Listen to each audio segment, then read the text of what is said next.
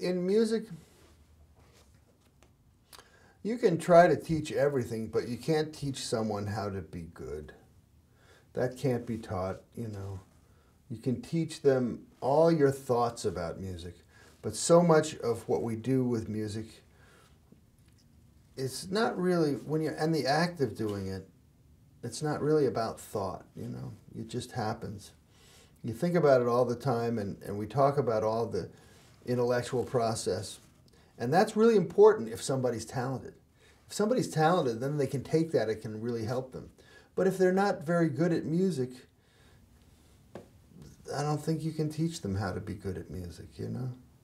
You can help somebody when they're talented, that's all. What it means to be talented to me, I think, is it means that music comes fairly easily to you.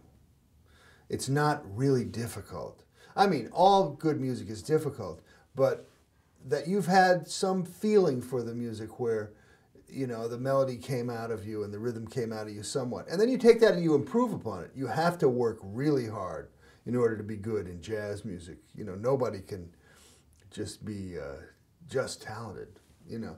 But without that little spark, it's just too much work, I think.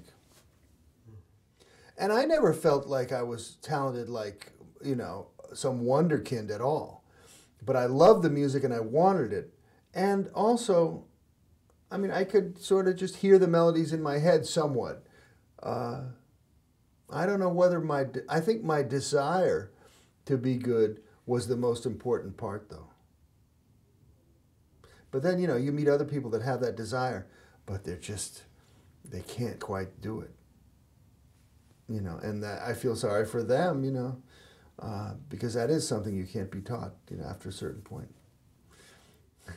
But I've questioned my own talent too, you know, over the years, and maybe that's natural.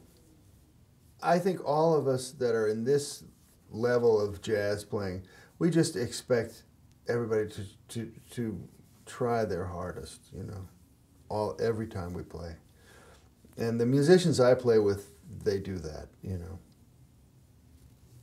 Yeah, there's no time to mess around.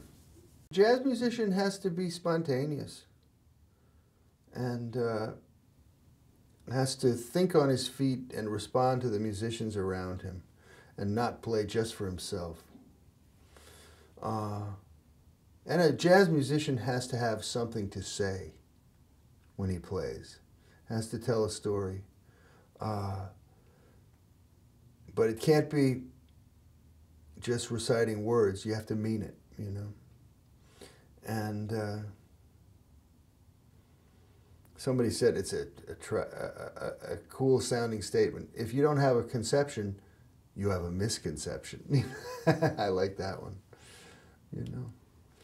The great thing about jazz is you learn from the great musicians that you like, and then you start to do it, and you don't have to explain what it is.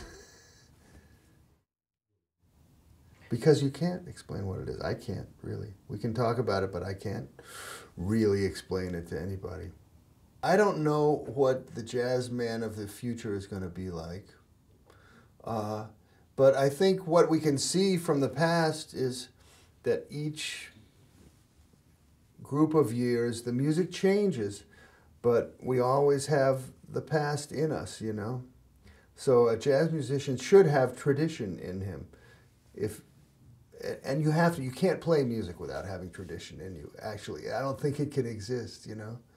And it just keeps changing and evolving a little bit in ways that we don't know. But I enjoy being around to hear it and to see how things change, you know? But it's like everything, it evolves slowly, and it's fun to see it change. I don't see jazz as American music because I don't want to limit jazz. I don't want to say jazz is this and only this. It's a different era now, you know? I played with some guys from Norway last night, and we have a lot of things in common. But they are from a different environment than I am and have different roots. But it's amazing how much we have is the same. I mean, I played a folkloric piece with them, crying time at the end for the encore, and I kind of played in a folky kind of way. And we realized that, you know, the folk melodies that I play, that's, you know, I'm not a folk musician, but it's coming maybe more from Appalachian music in America. And you know, maybe the Vikings brought that same music to England, you know, 1,000 years ago. You know, so it's all related, you know, in different ways. And I'm not a jazz purist, even though I love jazz and study it. How could I be a jazz purist, you know? So I'm really excited by musicians from other cultures taking jazz and doing it their own way.